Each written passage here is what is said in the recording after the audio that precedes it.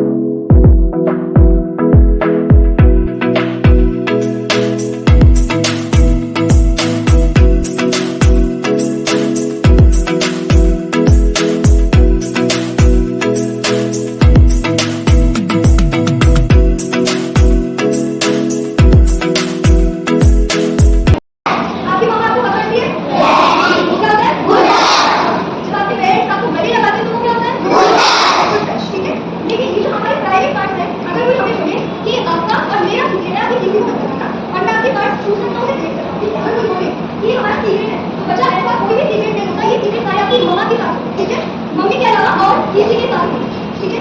अगर आप डॉक्टर के पास जाते हो तो डॉक्टर भी आपके ये 4 पार्ट जो हैं ये तभी छू सकते हैं जब आपकी मम्मी साथ में। अगर मम्मी साथ में नहीं है तो आपको डॉक्टर को क्या कहना है? नो। ठीक है? आप जैसे कोई अंदर